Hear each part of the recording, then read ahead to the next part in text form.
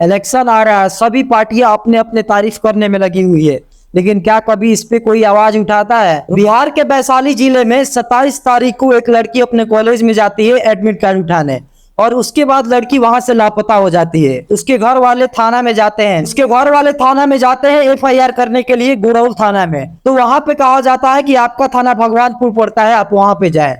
जब उसके घर वाले भगवानपुर थाना में जाते हैं तो वहां पे कहा जाता है कि आपका थाना घोड़ौल क्षेत्र में पड़ता है, आप वहां पे जाएं। ऐसे करके ये सिलसिला महीनों दिन तक चलता रहा। फिर इसके घर वाले साइबर से एसपी के यहाँ केस करते हैं, लेकिन वहां से भी कुछ नहीं होता है। लेकिन बेशर्मी का हद तक पार हो गया जब थाना वाला ही खुद कहने लगे कि लड़की को छोड़ दो, वो किसी के साथ भाग गई होगी, कुछ दिनों में आ जाएगी शादी करके, वो भी बिना किसी इन्वेस्टिगेशन के। लेकिन कुछ दिन बाद उसी लड़की का लाश मिलता है एक खेत में, जिसे गड्ढा खोद के दफना दिया गया था। जब उसके घर वाले वहां पे जाते हैं तो पुलिस द्वारा उसे छुपाया जाता है। पुलिस यहाँ तक कि उसके घर वालों को नहीं दिखा रहे थे, वो उससे भी झूठ बोल रहे थे कि ये तुम्हारी बहन नहीं है, ये तुम्हारी घर की नहीं है, तुम्हारी बहन किसी के साथ भाग गई है। लेकिन सच्चाई तब निकला कि जब लड़की का बहन उसके कपड़े को देख के वो पहचान ली कि ये मेरी बहन का कपड़ा है। कपड़े में कई जगहों पे ऐसे कट का निशान था, जिसमें बताया जा रहा है कि पहले लड़की के साथ रेप किया गया, फिर उसकी हत्या की गई।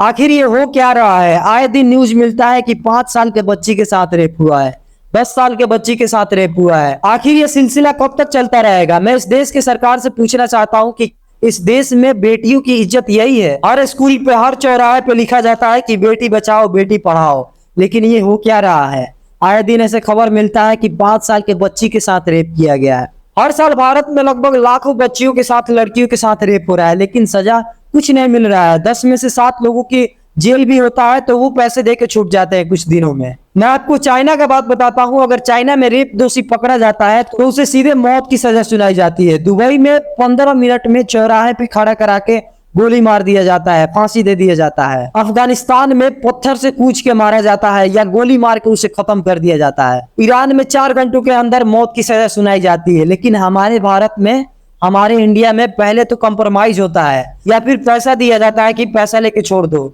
या फिर उसके बाद लोग कैंडल लाइट लेके रोड पे निकलते हैं, और लास्ट में होता क्या है?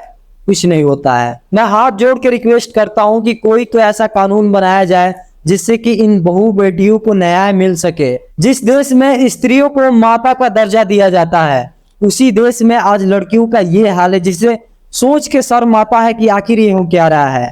मैं हाथ जोड़ के रिक्वेस्ट करता हूं कि कोई तो ऐसा कानून बनाया जाए, कोई तो ऐसा सजा बनाया जाए जिससे कि आरोपियों का रूह कांप जाए। उसे ये अंजाम करने से पहले ये सोच के उनका दिल दहल जाए कि इसका अंजाम बहुत बुरा होगा।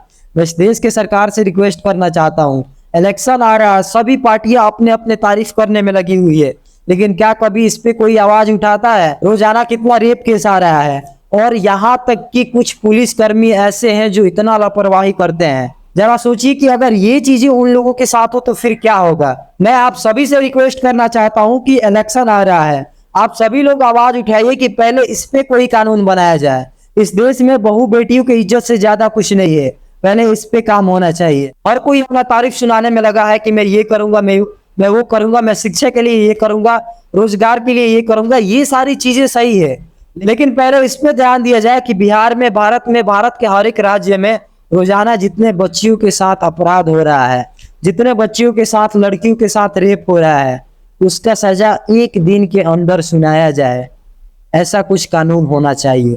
देश का डेवलपमेंट हो वो अच्छी बात है, लेकिन उससे ज्यादा जरूरी है कि इस देश की बेटी, इस समाज की बेटी सबसे पहले सेफ रहे, खुद को सेफ फील करे, कहीं भी जाए बेफिक्र होके जाए, कोई भी ये नहीं हो। और इस देश के जितने सारे नौजवान हैं, जितने सारे यूथ हैं, मैं उन लोगों से रिक्वेस्ट करना चाहता हूं कि अगर तुम अपने बहन के लिए शेर बनते हो, फिर दूसरों के बहन के लिए कुत्ता क्यों बन जाते हो?